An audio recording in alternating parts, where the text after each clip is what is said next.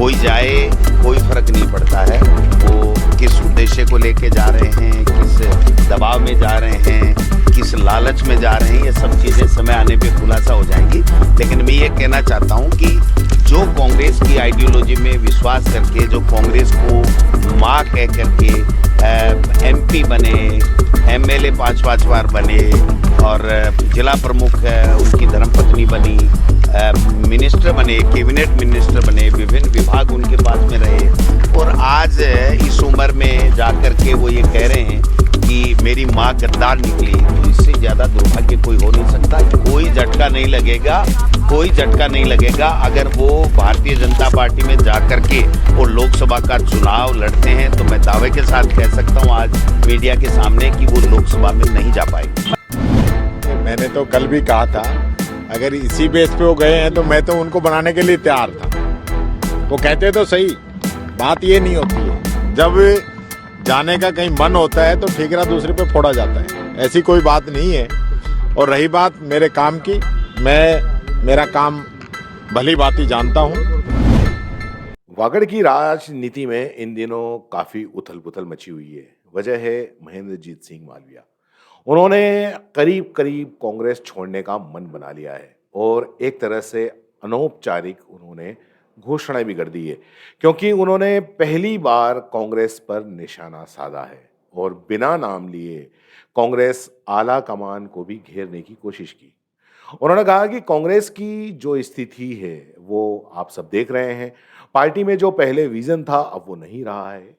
हालांकि ये बात अलग है कि उन्होंने काफ़ी टाइम बाद ये याद आया कि पार्टी में जो विज़न रहा है वो नहीं रहा है, क्योंकि अब तक तो वो मंत्री भी बन चुके हैं 2-2 बार और काफ़ी कुछ रहा है। लेकिन बहरहाल अभी जिस तरीके से की जो खबरें आ रही हैं और जो सामने आया है, वो उससे यही लग रहा है कि उन्होंने कांग्रेस छोड़ने का मन बना लिया है। वो ये भी कहते हैं कि कांग्रेस कुछ लोगों के बीच में घिर गई है।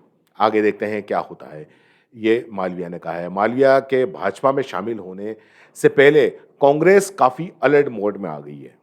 जानकारी के अनुसार अगर कहें तो पूर्व मुख्यमंत्री जो अशोक गहलोत हैं, उन्होंने जिले के जो बाकी के जो 3 अन्य विधायक हैं, बांसवाड़ा से अर्जुन सिंह बामणिया और घाटोल से नानालाल नीनामा और कुशलगढ़ विधायक रमीला खड़िया, उनको जयपुर बुला लिया। पूर्व मंत्री मालविया के इस कदम के बाद में जिले की कांग्रेस में काफ़ी गहमागहमी बढ़ गई है।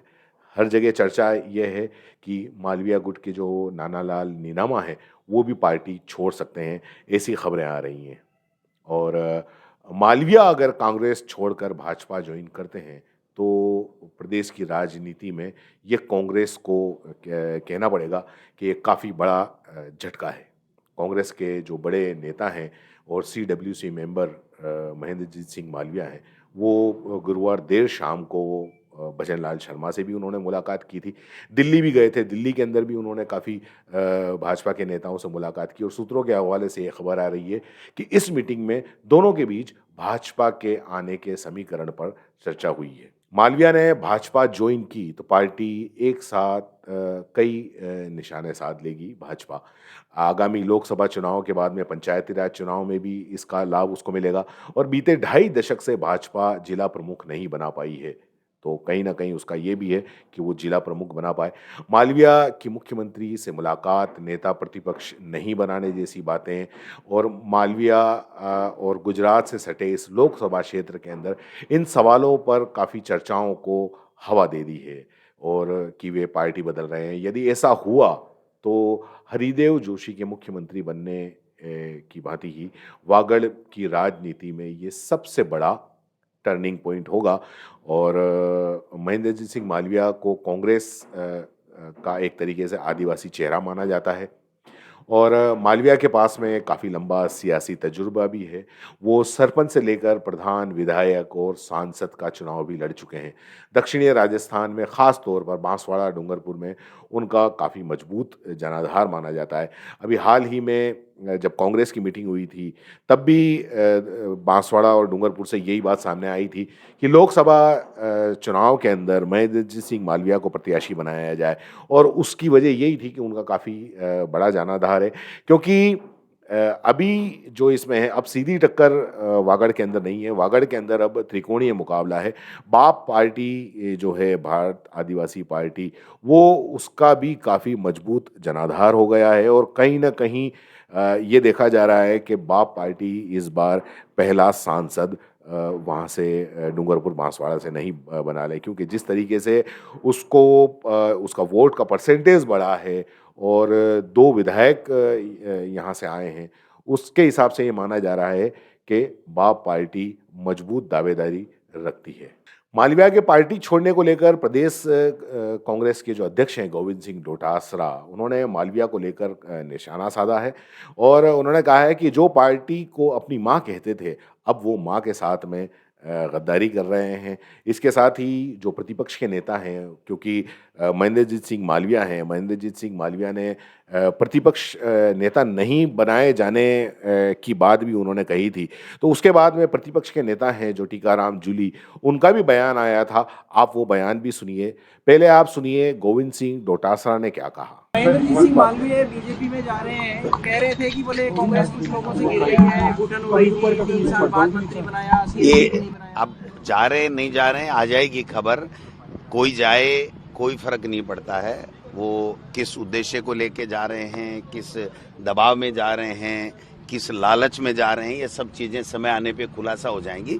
लेकिन मैं ये कहना चाहता हूं कि जो कांग्रेस की आइडियोलॉजी में विश्वास करके, जो कांग्रेस को माँ कह करके एमपी बने, एमएलए 5-5 बार बने और जिला प्रमुख उनकी धर्मपत्नी बनी, मिनिस्टर बने, कैबिनेट मिनिस्टर बने, विभिन्न विभाग उनके पास में रहे और आज इस उम्र में जाकर के वो ये कह रहे हैं कि मेरी माँ गद्दार निकली, तो इससे ज़्यादा दुर्भाग्य कोई हो नहीं सकता। ये मैं समझता हूँ कि पॉलिटिक्स में ये जो गिरावट आ रही है, उसका एक नमूना जो है वो आपके सामने है। अगर वो इस तरीके की हरकत करते हैं, इस तरीके से जाते हैं, कांग्रेस के लोकसभा मिशन को कोई झटका लगेगा? कोई झटका नहीं लगेगा, कोई झटका नहीं लगेगा। अगर वो भारतीय जनता पार्टी में जाकर के और लोकसभा का चुनाव लड़ते हैं, तो मैं दावे के साथ कह सकता हूं आज मीडिया के सामने कि वो लोकसभा में नहीं जा पाएंगे। अच्छा, एक ये कि लगातार कांग्रेस मुक्त का नारा देते आ रही है बीजेपी,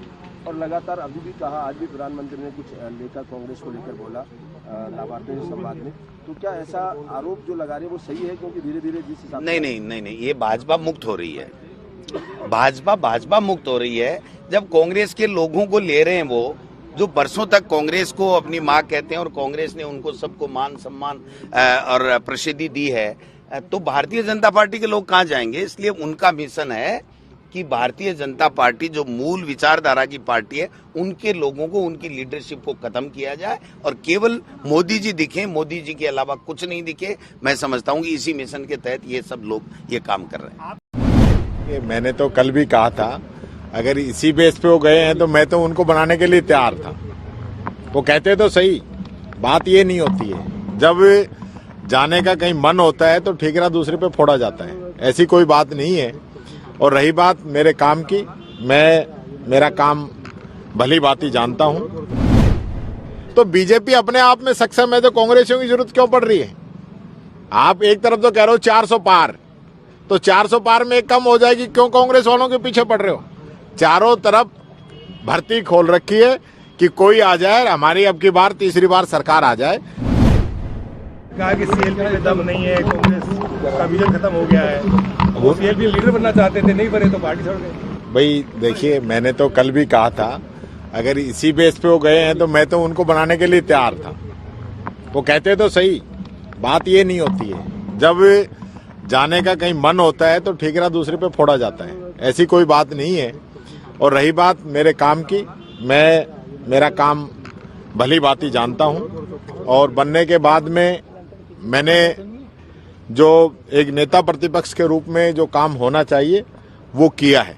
उसमें मेरे को किसी से सर्टिफिकेट की आवश्यकता नहीं है। वो सर्टिफिकेट मेरी पार्टी और राजस्थान की जनता देगी। दूसरी बात मैं कहना चाहूंगा, आज जिस प्रकार से भारतीय जनता पार्टी ये आने वाले चुनाव के अंदर बौखलाहट के अंदर है, उनको लग रहा है कि वो नहीं जीत रहे हैं, इसलिए वो कांग्रेस के नेताओं को चुन चुन के बुला रहे हैं। उनको कहीं ना कहीं दबाव में या किन्हीं कारणों से बीजेपी के अंदर लेके जा रहे हैं। तो बीजेपी अपने आप में सक्षम है, तो कांग्रेसियों की जरूरत क्यों पड़ रही है? आप एक तरफ तो कह रहे हो 400 पार, तो 400 पार में एक कम हो जाएगी, क्यों कांग्रेस वालों के पीछे पड़ रहे हो? चारों तरफ भर्ती खोल रखी है कि कोई आ जाए, हमारी अब की बार तीसरी बार सरकार आ जाए। मैं ये कहना चाहूंगा, इस देश का किसान, इस देश का युवा, इस देश का गरीब, इस देश का आम नागरिक ये तय कर चुका है कि अब की बार मोदी जी को वापस भेजना है। ये तय है पूरे देश के अंदर। आज जिस प्रकार से किसानों पे अत्याचार हो रहा है, आप देखिए, जो किसान, इस देश का अन्नदाता, जो हम सबका पेट भरता है, उसके लिए सड़कों पे कीले बिछा रही है और इनके दोस्तों के लिए कालीन बिछते हैं। ये अंतर है इस सरकार के अंदर। और कल कितना बड़ा झटका इन लोगों को लगा है। अगर किसी के अंदर शर्म होती तो कल इस्तीफा दे देते, प्रधानमंत्री जी इस्तीफा दे देते।